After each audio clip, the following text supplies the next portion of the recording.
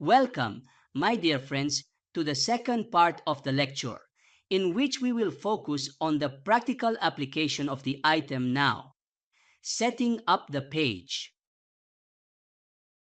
We will create a normal HTML code on a page called Change Basemap Style. This code will contain the reference API, and we will also add the model as we learned in the previous lecture. Then we will add the script that contains the call to the map library and map view with the required statement, adding access token. In the previous lecture, we learned how to get the API key. This key is necessary to display the map. If you are not familiar with how to get it, you should review the previous lecture. In general, we will add it using the phrase esri config gapi kickoff here. We will also define the map, which will contain the basemap. We will also add the map view definition, which will contain the map settings, the centering, and the zoom. Also, where the map view will be displayed as you wish, it will be displayed in the view div. 3. Create the basemap selection combo box. Add the reference additional basemap styles you would like to use in your application. Use Calcite Combobox to let the user select from various basemap styles.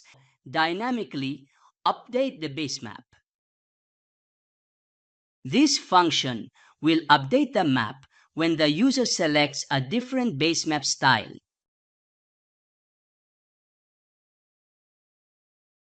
Final touch, UI integration. Place the combo box in the map view's UI. Finally, we will run the page to see the result of what we did. Very excellent, the map appeared wonderfully. Look at this combo box working properly and affecting the map. Let's go back to the code to explain some important things.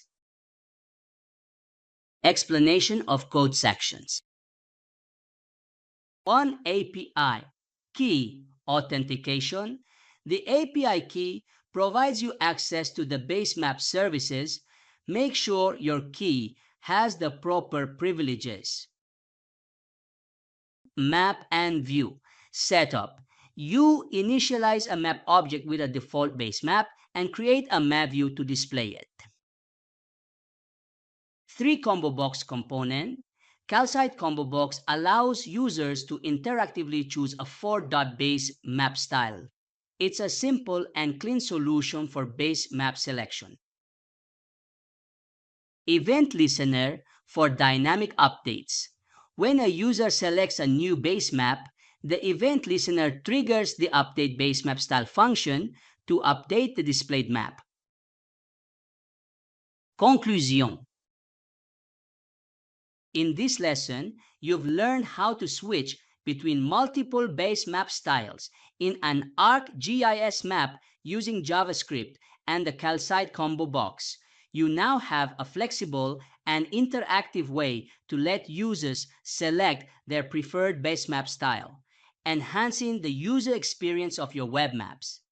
Keep exploring the world of ArcGIS Maps SDK and add more advanced functionalities to your web applications. Next steps. Explore more ArcGIS basemap services such as imagery, oceans, and hybrid maps. Implement additional features like zoom controls or layers for more advanced interactions. Experiment with other Calcite components to build the richer UIs. Now that you've completed this lecture, take a moment to evaluate your understanding of the key concepts. Did you understand how to switch basemap styles using the Calcite Combobox? Were you able to configure and authenticate the API key for ArcGIS services? Do you feel confident in integrating dynamic basemap switching into your web map?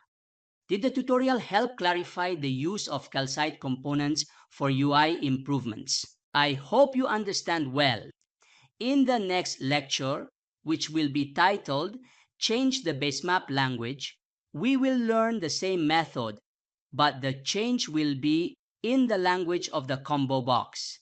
We will meet you, God willing, in the next lecture.